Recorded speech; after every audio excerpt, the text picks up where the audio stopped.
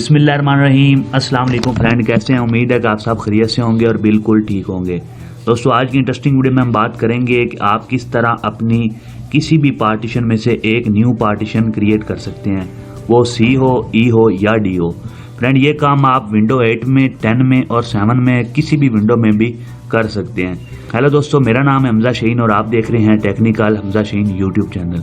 तो वीडियो करते हैं स्टार्ट। वीडियो शुरू करने से पहले चैनल पर न्यू दोस्त चैनल को ज़रूर सब्सक्राइब करें और बेल नोटिफिकेशन को ऑन करें ताकि इस तरह की इंटरेस्टिंग वीडियो आपको डेली बेस पे मिल सकें। फ्रेंड, चलते हैं हम यहाँ पर जिस पीसी पर फ्रेंड आपने राइट क्लिक करना है। राइट क्लिक करने के बाद आपने यहाँ पर फ्रेंड मैनेज पर क्लिक करना है। फ्रेंड, जैसे ही आपने मैनेज पर क्लिक किया तो यहाँ पर कंप्यूटर मैनेजमेंट का जो है वो डेस्कटॉप ओपन हुआ और यहाँ पर फ्रेंड आपने डिस्क मैनेजमेंट पर क्लिक करना है। डिस्क मैनेजमेंट पर क्लिक करने के बाद आपको यहाँ पर आपकी जो पार्टीशन है जो आपने क्रिएट की है वो आपको शो होगी।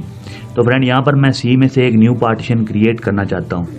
तो मैं यहाँ पर करूँगा राइट क्लिक करने के बाद यहाँ पर हम करेंगे श्रिंक वॉल्यूम पर। जैसे मैंने श्रिंक वॉल्यूम पर क्लिक किया तो इस तरह का इंटरफेस हमारे सामने शो होगा।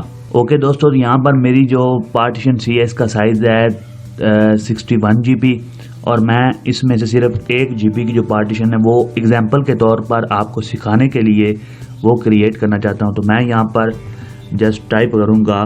तो जैसे ही मैंने यहाँ पर श्रिंक किया तो ये एक नई पार्टीशन सी में से क्रिएट होगी। तो ये देखें दोस्तों, हमारी यहाँ पर एक न्यू पार्टीशन क्रिएट हो चुकी है।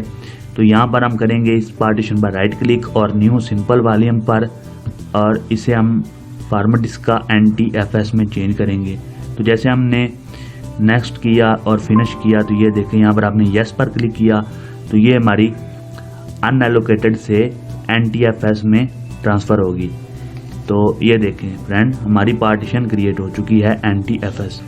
ठीक हो दोस्तों, यहाँ पर हम इस पार्टीशन का जो है वो ड्राइव लेटर भी चेंज कर सकते हैं। तो यहाँ पर हम करेंगे राइट क्लिक करने के बाद चेंज ड्राइव पाथ पर क्लिक करेंगे और यहाँ पर आप करेंगे चेंज और डी की बजाय मैं यहाँ पर इसे के कर देता हूँ और इसे करूँगा मैं ओके और यस।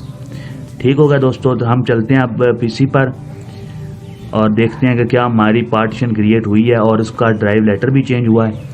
तो ये देखें, यहाँ पर एक न्यू पार्टीशन क्रिएट हो चुकी है और इसका जो है ड्राइव लेटर वो के है।